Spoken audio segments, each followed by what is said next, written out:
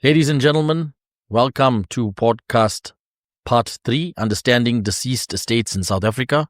This is my second season. This podcast will wrap up the deceased estates. It has been quite a journey doing this podcast, and we've covered quite a lot of points and also a lot of content on the podcast. So let's dive right into it. I'm Vidyan Bola, the podcaster from VHA Accounting Solutions. VHA Accounting Solutions have multiple branches throughout South Africa. We started in Pietermaritzburg, and we have other branches in Umhlanga, Hillcrest, Greytown, and Johannesburg. So let's go straight into it. Let's look at the income tax, capital gains tax, donations tax, and estate planning tips. This is the next part, which is part 3 of this podcast series. In parts 1 and 2, we unpack the basics of estate duties. Inter-estate versus testate succession. The role of the master and the executor, as well as estate duty. In this final installment, we zoom in on the taxman's last handshake. Income tax, capital gains tax, and donations tax. The 3 taxes that can quietly erode the wealth you worked so hard to build.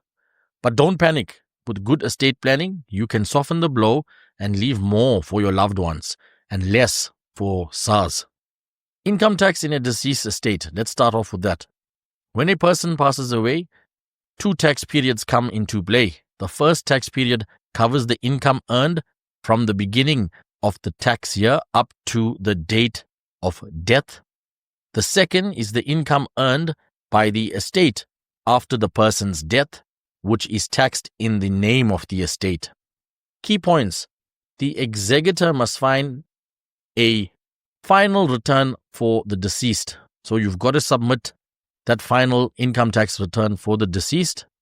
Income like salary, rental, and investment income up to the date of death is taxed as usual. After death, the estate earns income in its own right. Rental income, interest, etc. This is taxed separately. The estate keeps its own SARS number during administration. Here's a tip here, folks. If the estate drags on, which happens more often than we'd like, the tax filing can span multiple years, and executors must stay on top of it to avoid any penalties. It's very critical, people. Second part is the capital gains tax, or CGT as they call it, on death. One of the biggest tax triggers in estate administration is capital gains tax. When you die, it's deemed you have sold, inverted commas, all your assets at market value, even though you haven't actually sold them. This, inverted commas, deemed disposal can result in capital gains tax that must be declared in your final tax return. So here's some CGT quick facts.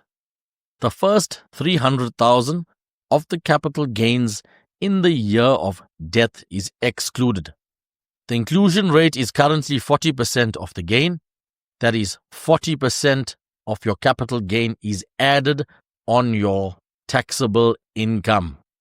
Certain assets, like your primary residence, may qualify for further exclusions. Up to 2 million of the gain on your primary residence is excluded. Here's an example. If you bought a house for 500,000 and it's worth 2.5 million on the date of death, your potential capital gain is 2 million rand, less primary residence exclusion, 2 million rand, leaving you with taxable capital gain of naught. No CGT payable on the house, but other assets like shares, investment properties may trigger CGT. Tip: capital gains tax can catch many people off guard, especially if they've built wealth in appreciating assets like property or shares. The third point to look at is donations tax.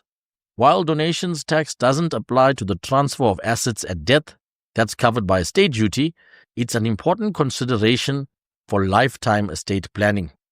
Here are the key points. Donations tax is levied at 20% on amounts exceeding 100,000 donated per tax year. Donations between spouses are exempt. Donations tax jumps to 25% on donations exceeding 30 million rand. Why does this matter? If you try to give away, inverted commas, assets to your deathbed to dodge estate duty, SARS will still take their cut unless the donations happened well before death and were structured correctly. Here's some smart estate planning tips that I want to share with everyone. Draft a valid will, keep it updated. Consider trust to protect assets and manage tax exposure. Use inter vivos donations strategically to reduce your estate's value. Nominate beneficiaries on policies and retirement funds to bypass the estate process. These are typically not subject to executives' fees or estate duty. Review your asset base on a regular basis, especially assets that can grow significantly in value. Plan for liquidity. Don't leave your heirs asset rich but cash poor. They may struggle to pay the estate costs. So here's a final thought. Death and taxes, the two things we can't avoid. But with smart estate planning, you can at least control the tax bill your family will face and make the process smoother for your loved ones. If this series got you thinking about your own estate, or you'd like help crafting a personalized estate plan, it is never too early. Until next time, this is Vidyan Bola. I am your host for this podcast. Have a good weekend. Cheers.